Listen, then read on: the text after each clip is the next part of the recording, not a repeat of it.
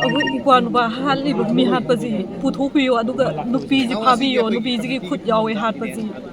ꯏꯄ꯭ꯋꯥꯁꯤꯗ ꯄꯩꯁꯥ ꯑꯗꯨꯛꯀꯤ ꯃꯇꯤꯛ ꯌꯥꯎꯈꯤ ꯆꯍꯤ 6-7ꯀꯤ ꯇꯣꯂꯣꯞ ꯑꯗꯨꯅ ꯃꯥꯅ ꯄꯩꯁꯥꯁꯤ ꯄꯥꯝꯕꯒꯤ ꯈꯨꯅꯦꯛ ꯇꯧꯔꯒ ꯏꯄ꯭ꯋꯥꯁꯤ ꯊꯥ ꯑꯃ ꯃꯥꯏ ꯃꯅꯥꯛ ꯊꯝꯃꯒ ꯉꯔꯥꯡ ꯑꯍꯤꯡꯁꯦ ꯍꯥꯠꯍꯟꯕꯅꯤ ꯄꯨꯊꯣꯛꯑꯒ ꯅꯨꯄꯤꯁꯤ ꯐꯥꯕꯤꯌꯨ ꯑꯗꯨꯒ ꯃꯤ ꯍꯥꯠꯄ ꯄꯨꯊꯣꯛꯇ꯭ꯔꯤꯐꯥꯎ ꯑꯩꯈꯣꯏ ꯈꯣꯡꯖꯪ ꯍꯟꯗꯣꯛꯆꯔꯣꯏ ngarang thoning daba thogdo ngarang January ta kun ga mathoi 2026 numit asida yamna lebak thiba thoning daba thogdo akoigi inaunupa Mayanglambam Rishikanta bu yam tamthina hatok pikibagi semjariba ngasi asigumlaba JAC asina thamjariba wafam singdi asiba hakchang leibak mayam khangna atubada puthokpiyo mara leiba mihatpasing atubada dandi pibiyo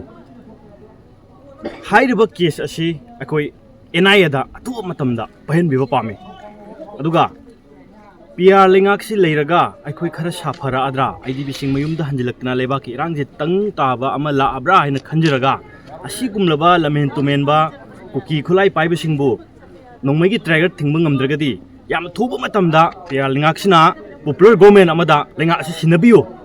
hairiba wafam sing asida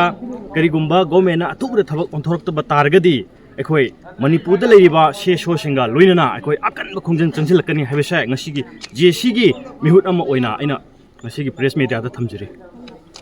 Ojiki dead body ki matang sa dead body si Sujanpur Medical College ta leire habagi pau si tabagum tawi du masi kadai pau chumbagi imung manung gi site confirm pirak tribra masi hajik phogi manungda khoida sigi dead body si Sujanpur gi mokta leire postmortem tawi kholi habagi karigumba pawam to phangde akoina phangjari basi social media da thagalakpa haibe inau sibo minungsi leitana nongmina kapaga hatopagi video clip sikatani akoina thengnajari basi aduga chik changsaliba kaino se mayam education ban tawidana ban jigi matang je akoigi adum still akoigi date haji demand jigi phangribo tawgadra haji karigumba akoina JAC na thamjariba demand asina yam thuba matamda effectively akoi thabak onthorok taragadi Sangsilba khongjal se akoi makha adum sathagani lepagi akoi wafam leijade masi leibak Manipur da leiba sho singa loinana akoi akan ma khongjang sidagi hen ma khongjang changsilakani se ai thamjari JAC maming ta habi JAC maming brutal killing of Sri Mayanglambam Rishikanta